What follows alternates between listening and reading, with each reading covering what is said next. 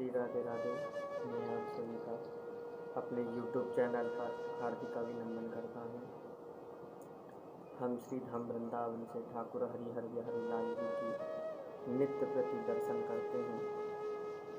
कहते हैं कि जो हमें ठाकुर जी के दर्शन प्राप्त होते हैं वो बड़े ही भाग्यों से प्राप्त होते हैं, क्योंकि जब हम दर्शन करते हैं और अगर दर्शन करके हम वही छवि एकांत बैठकर मन लगाकर भगवान का ध्यान करें और उसी छवि को ही हम स्मरण करते रहें कि हमने किस प्रकार के दर्शन किए थे, तो कहते हैं कि जब हमें सर्वत्र फिर भगवान ही भगवान दिखाई देते हैं, वही छवि दिखाई देती है।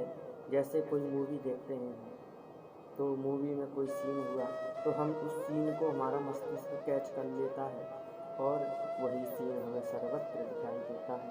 उसी प्रकार अगर हम भगवान की छवि को मनपूर्वक देखेंगे, शांतपूर्वक स्मरण करेंगे तो वही छवि हमारे को सर्वत्र दिखाई देगी।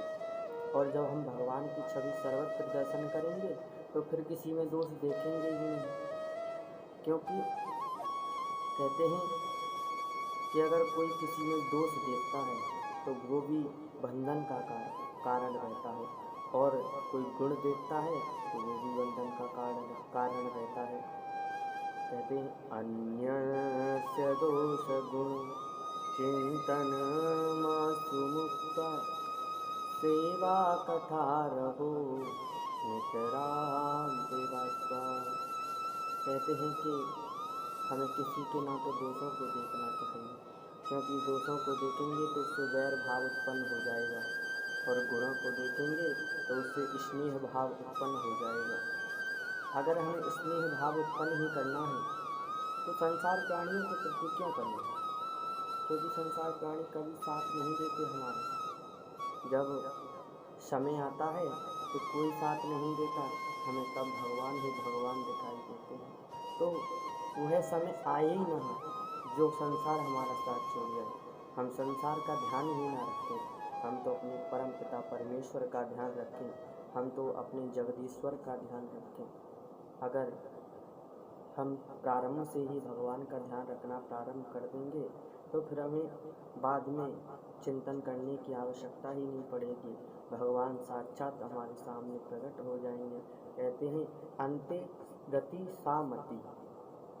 कहते हैं कि जो हमारी गति होती है वह मति के अनुसार होती है। जब हमारी मृत्यु होती है उस समय जो मति होती है उसी के अनुसार हमें गति की प्राप्ति होती है, और उस गति के ही अनुसार हमें देह प्राप्त होती है। जैसे हमारा गंदा कपड़ा कोई ज़्यादा गंदा हो जाता है तो हमें उसे अधिक साबुन लगा के धोना पड़ता है, और कम गंदा होता है तो उसे कम साबुन में ही काम चल जाता है, अर्थात उसे पानी में डुबोकर ही सुखा दिया जाए तो भी काम चल जाता है। उसी प्रकार हमारे कर्म में अगर हम अपने कर्मों के अनुसार ही अपने चरित्र को गंदा कर देते हैं तो उसमें हमें भगवान को अनेकों प्रकार की यातनाएं देकर उसे शुद्ध करना पड़ेगा।